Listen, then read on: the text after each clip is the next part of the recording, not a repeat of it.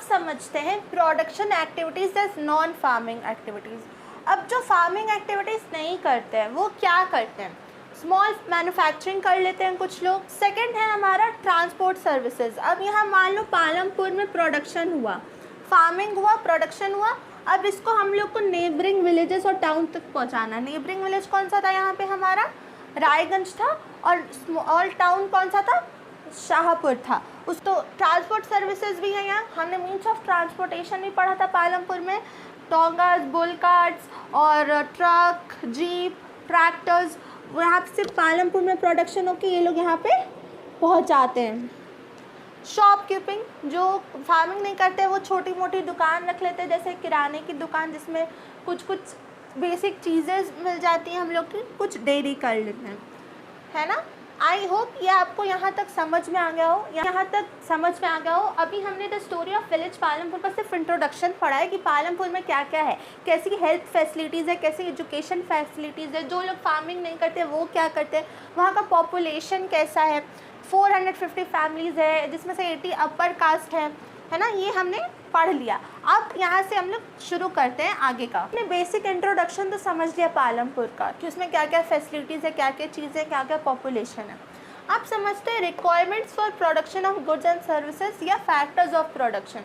अब ये क्वेश्चन ना एग्जाम में आता है कि explain the factors of production, तो इसको हम लोग अच्छे से समझते हैं। अब हम लोग एक बात समझते हैं कि अगर हमें मान लो कुछ भी चीज़ प्रोड्यूस करनी है, या मुझे ये मार्कर ही प्रोड्यूस करना है, ये बॉडी प्रोड्यूस करना है, मुझे सबसे पहले चाहिए होगा भैया लैंड, है ना, हम लोग को चाहिए होगा लैंड। अब सेकंड चीज़ हम लोग को लेबर चाहिए होगा जो कि हेल्प कर सके हम लोग के प्रोडक्शन में। Third physical capital and fourth human capital. I know अब आप लोग बोलोगे मैम ये फिजिकल कैपिटल और ह्यूमन कैपिटल क्या है। आई नो ये टर्म आप लोग के लिए बहुत नया है, इसको भी हम एक्सप्लेन करेंगे, मतलब अच्छे से आपको समझाऊंगी मैं। पहले आप लोग ये समझ लो लैंड और लेबर क्या होता है। पहला हम लोग को चाहिए होगा सबसे पहला लैंड, दूसरा चाहिए होगा लेबर। अब डिटेल में इसको समझते हैं हम लोग। अब हम लोग समझते हैं first requirement, land and other natural resources such as water and minerals. अब हम लोग कहीं भी लैंड नहीं ले सकते प्रोडक्शन के लिए, राइट। हम लोग ऐसी जगह लैंड लेंगे, लैंड तो चाहिए, अगर हम लोग कुछ चीज़ प्रोड्यूस करेंगे तो लैंड तो एक जगह तो चाहिए ना जहाँ हम लोग बैठ के उसको मशीन्स लगा सकें और प्रोड्यूस कर सकें।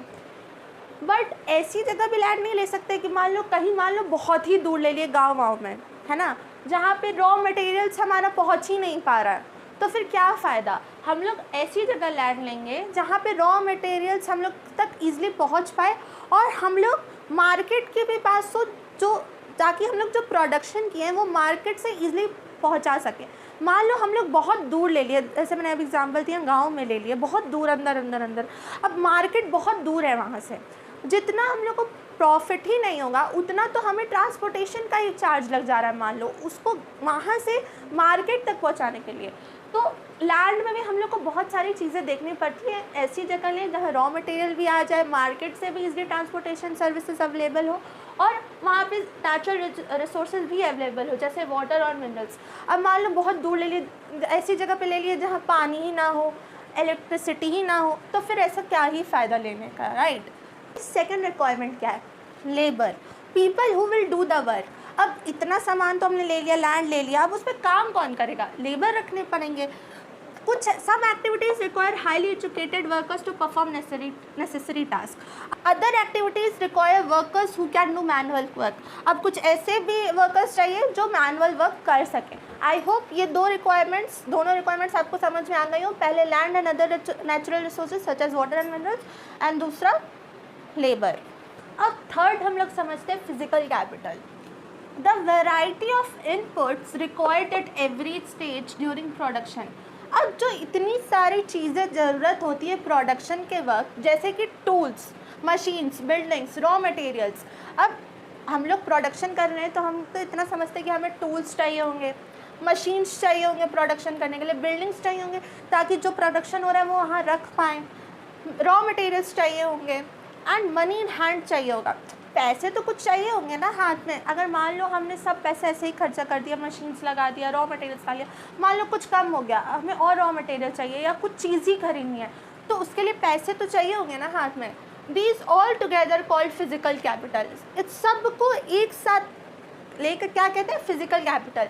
इसका डेफिनेशन क्या होगी, the variety of inputs required at every stage during production like tools, machines, building, raw materials and money in hands, these all together called physical capital. Working capital, these capitals finished during the production activities, example money in hand and raw materials. Fixed capital, these are used in production over many years, example tools, machine, buildings.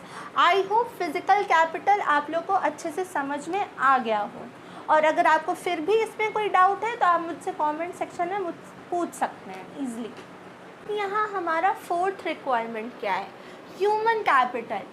We need knowledge and enterprise to be able to put together land, labor and physical capital.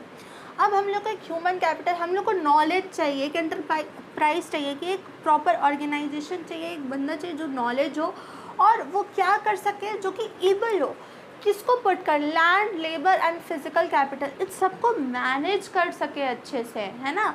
अब मान लो सब कुछ है हमारे पास, labour भी है, land भी है, फिजिकल कैपिटल है, लेकिन एक नॉलेज तो होना चाहिए ना बंदे को कि इस सबको हम मैनेज कैसे करेंगे, और एंड एक नॉलेज होना चाहिए कि इस सबको हम ऐसे टुगेदर पुट करेंगे, ऐसे लैंड होगा, ऐसे लेबर होगा, ऐसे फिजिकल कैपिटल होगा, और एक अच्छा आउटपुट प्रोड्यूस करेंगे, चाहे वो अपने यूज़ के लिए, आइदर टू यूज़ आवरसेल्व्स और सेल इन द मार्केट।